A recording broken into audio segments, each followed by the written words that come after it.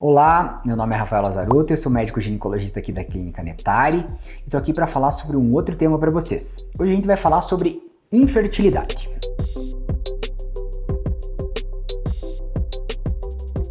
Primeira coisa importante de a gente trazer para vocês é qual é o conceito de infertilidade.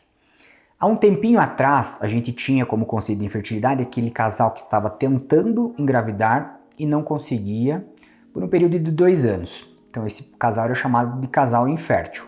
Hoje mudou um pouquinho. A gente tem aquelas pacientes ou aquele casal que está tentando engravidar no período de 1 ano, de relações sexuais frequentes no período fértil e sem o uso de preservativo ou qualquer método contraceptivo. Se esse casal está tentando já há 1 ano, desta forma, não está conseguindo, a gente tem aí por conceito um casal que ele é infértil. E aí a gente precisa investigar as causas. Então vamos lá. Na medicina, a gente precisa trabalhar muito com causas, né? Se eu tenho determinada doença, eu preciso tentar achar a causa dela para aí sim eu fazer o tratamento de uma forma mais correta. Vamos trazer assim, a grosso modo, 5 causas básicas de infertilidade. Primeira causa é fator masculino. Então a gente precisa de um espermograma para saber se esse paciente sexo masculino, ele tem alguma alteração nos espermatozoides.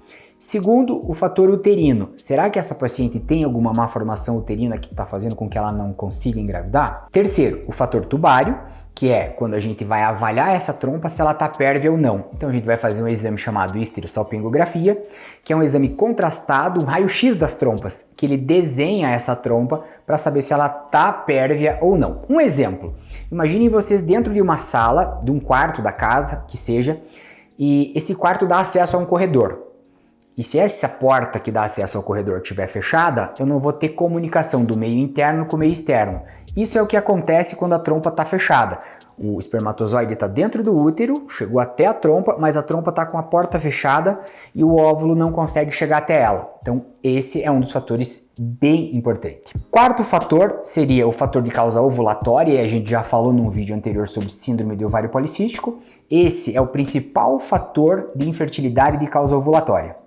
Então essa paciente que não consegue menstruar dentro de um intervalo de 21 a 35 dias, quando ela menstrua mais ou menstrua menos do que esse período, essa paciente ela não consegue ovular. Se essa paciente não consegue ovular, eu não vou conseguir fazer com que ela engravide. E o quinto fator, não menos importante, é o fator de causa peritoneal. E aí é onde se encaixa a endometriose. A gente vai ter depois um vídeo para falar de endometriose, tá? Mas saibam que ela sim faz parte de um quadro de infertilidade, mas também saibam que endometriose não é igual à infertilidade. Pacientes com endometriose também conseguem engravidar. Existe um sexto fator, depois que a gente descarta esses outros, que a gente chama de fator de causa de infertilidade desconhecido. Esse é um fator em que a gente exclui todos os outros e a causa a gente não sabe.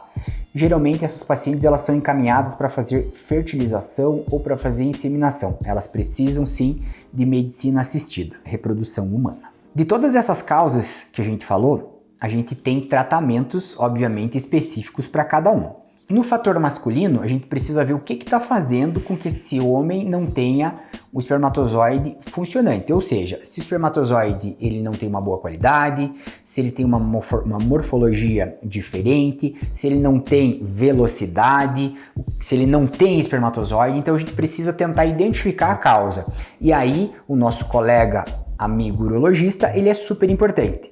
Para isso vocês vão ver também que tanto em qualquer outra doença como também na infertilidade, a gente precisa de uma equipe multidisciplinar. Na questão uterina, a gente vai fazer um exame, uma ultrassonografia, vai tentar identificar qual é essa má formação uterina ou qual é esse fator uterino que não está fazendo com que essa mulher tenha sucesso na gestação e a gente vai tentar corrigir. Se for alguma malformação como septo uterino, se for alguma malformação ou mesmo que não seja, que seja provocada, né, uma sinéquia uterina, que é quando grudam as paredes do útero e essa paciente ela não consegue ter uma complacência dessa parede uterina, não consegue menstruar, consequentemente ela também vai ter uma dificuldade. Quando a gente fala do fator tubário, depois que a gente viu que a histerosalpingografia ela tá alterada, a gente tem que tentar ver se uma desobstrução dessa trompa, que a gente chama de neosalpingoplastia distal, quando essa obstrução é distal, ela pode ser feita sim ou não.